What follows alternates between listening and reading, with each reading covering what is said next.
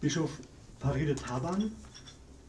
Er wurde 1936 geboren, 1964 zum Priester geweiht und 1980 zum Bischof ernannt von Torit. Sein Engagement für ein friedliches Miteinander im Südsudan begann vor rund 50 Jahren.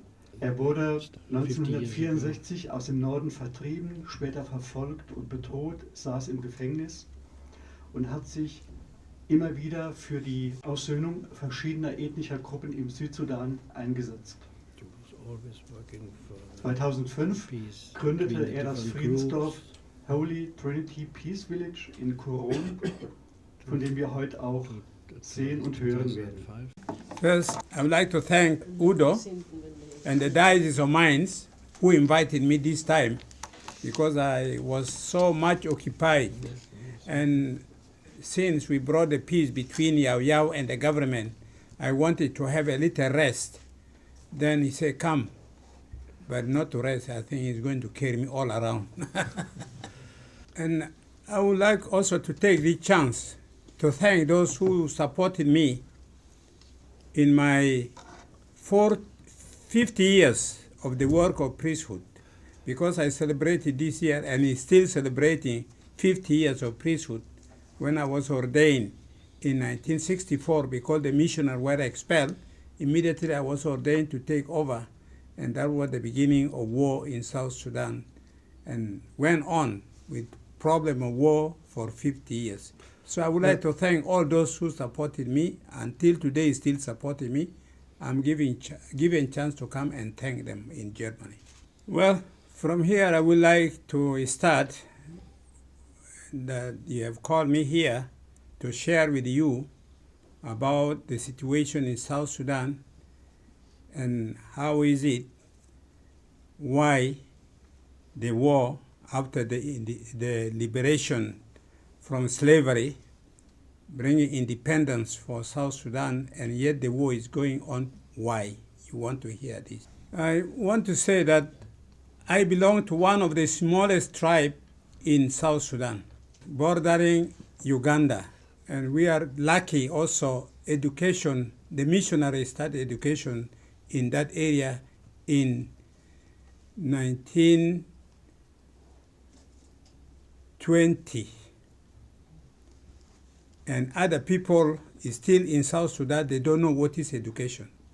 And one of the good things why I became an agent for peace is that because I grew in a small town called Katire, 36 miles from Torit. This town was founded by the British in 1940 for a sawmill where they brought families from all over Sudan, different group of families. You know, in Sudan, there are over 100 tribes.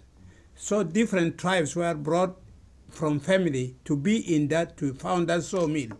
And I was lucky, my parents were one of those. And we who grew in that town, they don't know what is called tribalism. And I didn't know what is called tribalism. So when I grew up and went for further study, came to know even my own tribe called me a foreigner. They didn't love me much. They called me a foreigner. So tribalism became a disease. It is what made also the war in Sudan became too long, because the government in Khartoum used this as divide and rule. And it was, Dr. John Garang was very clever, because he chose the war that he was fighting for marginalized people in South Sudan. He didn't say, I'm fighting for South Sudan. He said, I'm fighting for marginalized. So everybody found that he's one of those marginalized. This war united the people of South Sudan in order to fight for their own liberation, because they didn't use tribe. He used marginalized, because everybody found that he or she was marginalized. And just I want to go on summarizing. When, after I saw the war, because I never went, since I was created and I was born, I never went as a refugee in any country. I was a refugee only from heaven to my country.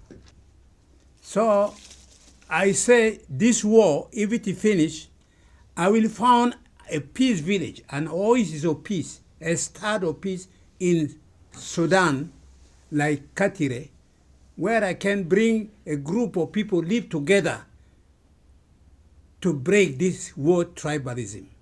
So I was praying, let the war finish quickly.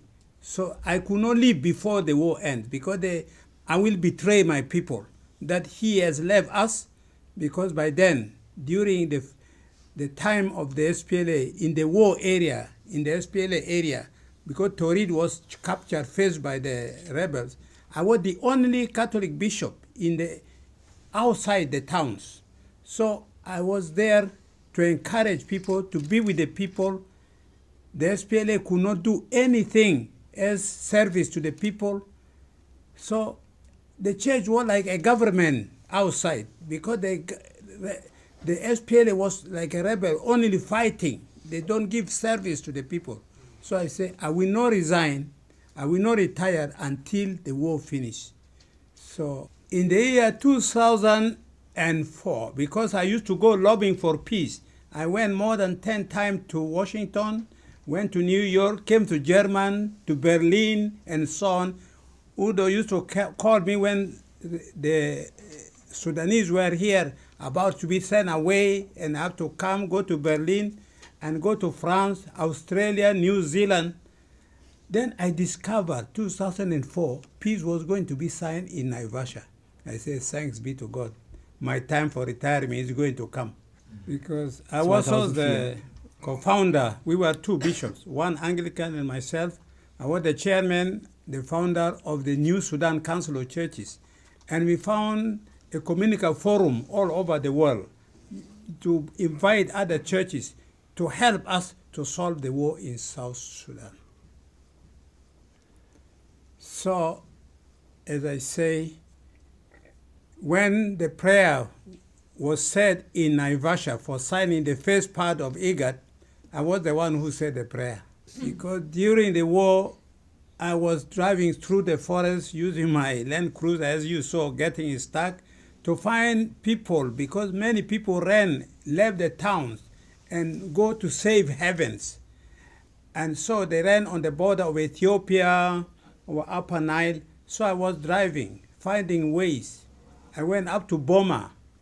Then we opened one of the Kiltigan father from Northern Ireland. We opened a mission on the border of Ethiopia, 2 missions, and one in Upper Nile in Boma. Then we have to open the road from Lokichokyo, Uganda side, up to Boma, 300 kilometers, using common people, shepherds, and so on, to open the road, to reach the people. And that area, the neighbors were all calling themselves enemies, fighting because of cattle raiding. They were calling themselves enemies. They don't like to see. Nobody could pass through another area. So only they respect me and the priest, Father Leo. We could go among them, no problem. And I got also Argentinian priests. We put them in Boma. And this among the Murle, the Cachipo, and the Gie. So what we did, we now began bringing them to make worship, to have meeting with them. We bring the chiefs, the cattle raider, the leaders, we bring them together to make conference. Mm-hmm. And bringing children from all this place in one school. We play football. We make football field in all the cattle field. All together, they play together. We made a bridge on the Kuron River. Kuron is a river. So to cross from Toposa area to go to Boma, which is another area of Upper Nile. So the people were very angry. Why do you make bridge to connect with the enemies? Because without bridge, when there is rain, there is no cattle raiding because they cannot swim. But now there is a bridge, even they can raid during the during the rain season. So we say now let the peace village be here. Just to be short, I want to tell you now, Kuron Peace Village, the enemies who were calling themselves enemies, now they call themselves friends. They can celebrate together. And when there is cattle raiding, we bring the other group, they find their cattle, and the community return them back. This is the most peaceful area. We have no police. The community are the police. Many guns around, but no crime. People are asking me to open the same thing. I say no. Send people from the area to have the idea and carry it. I cannot carry. You know, I was the first founder of Ox Plow in South Sudan. So they sent people from all over part of South Sudan to learn and carry it in area and found the same ox plow in the area. It failed in many, but now we have in Rumbek, in Chukudum, and some places the ox plow is working. That I found it in 1972, in which I got a medal from the president of the state. So those are some of the things. So I say we have to make that as a resource center. People can come and learn and carry it in the area. I'm happy a retired bishop from Sierra Leone, an Italian-American, he retired like me. He got the appeal from the bishops. He wanted to go and do the same thing in Pibor area. I took him there to see the place. He is coming back, and I carry him in many areas. He will call some missionaries who can be able to also give some of this idea in Jongole, in Pibor area. So that is what I'm there now, actually replaced by directors.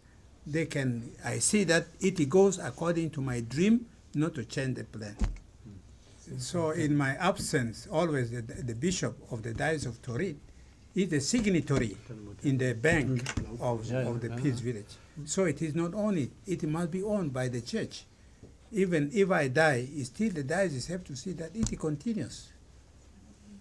It's not easy to be in situation I am unless somebody is committed.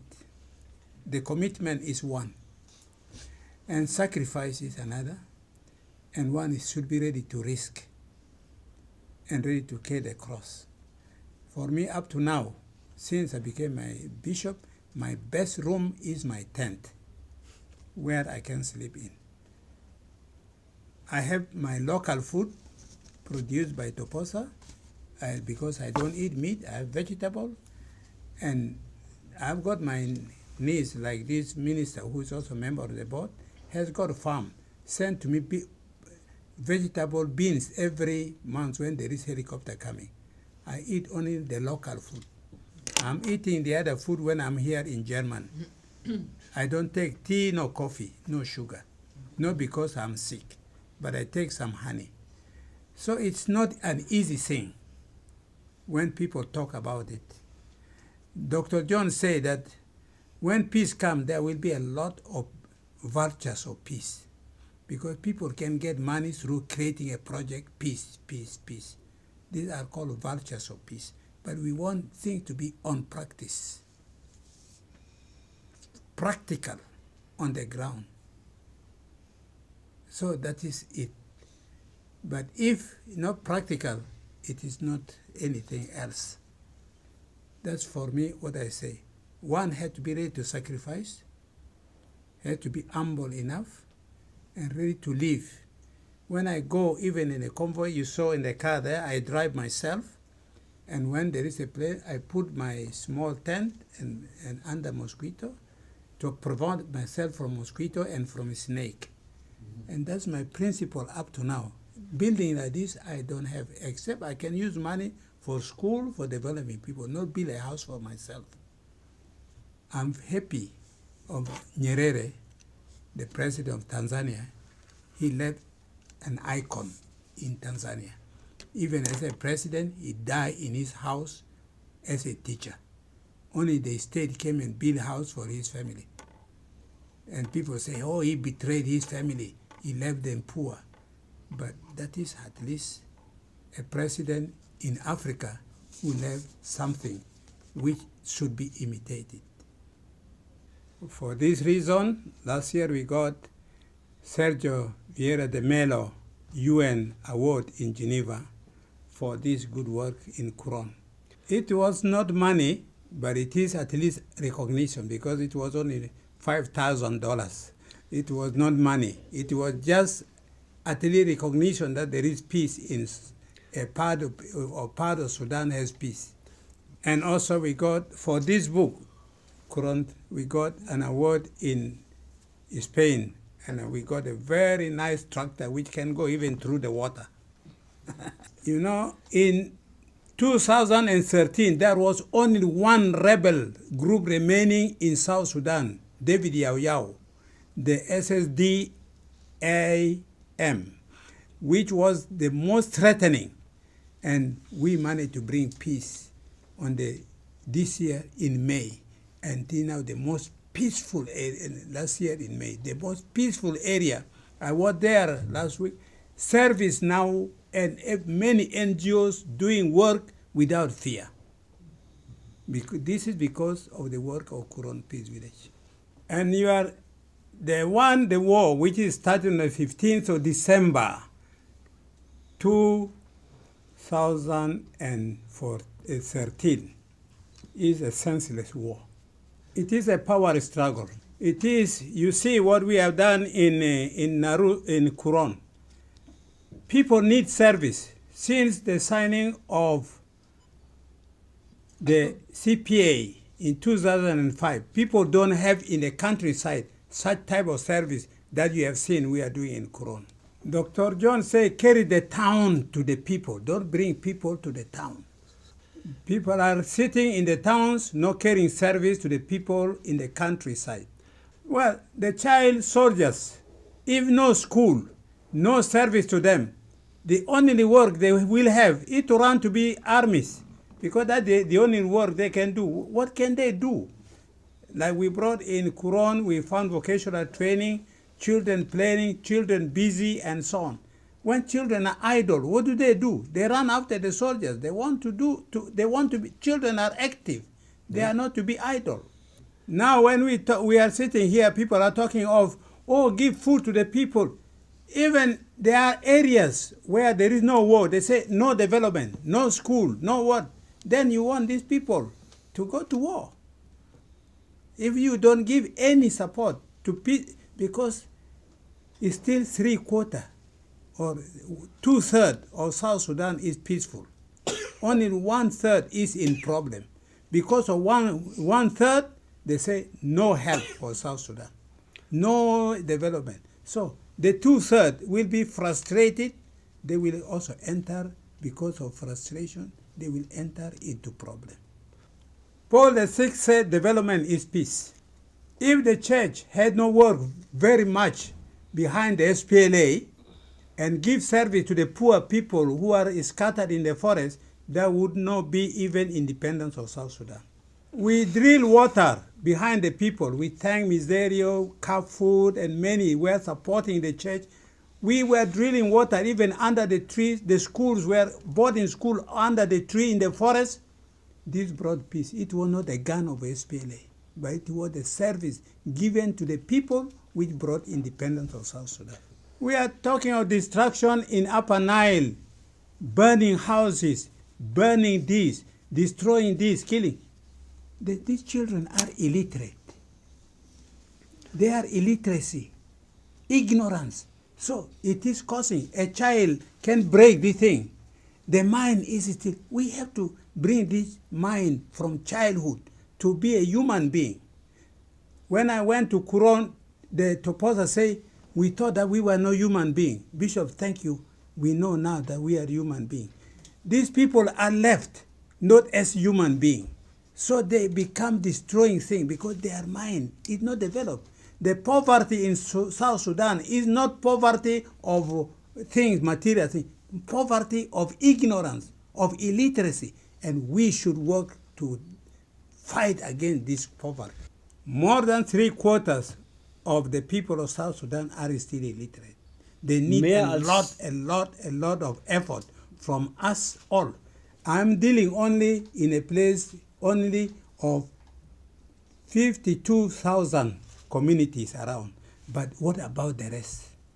Who has to be there to do such kind of thing? To get PhD is not education. Education is beyond PhD. That's what I believe. Because one have God, one have knowledge, one must have his skill. Knowledge alone without the skill and without God has no meaning. So I just want to be, even all diseases, it is all that. The governor once visited Kuron. And then when he came, the people asked, "Who are you?" Say, "I'm a governor." Say, "What is the meaning of governor?" So when the governor was explaining, said, "But we don't know what you are telling us. We don't know the meaning." And then the governor asked, "And what is this?" Pointing at me, "And what is this one?" He said, "This one? This is our God." Because without him, we didn't know that we were human beings. I stop.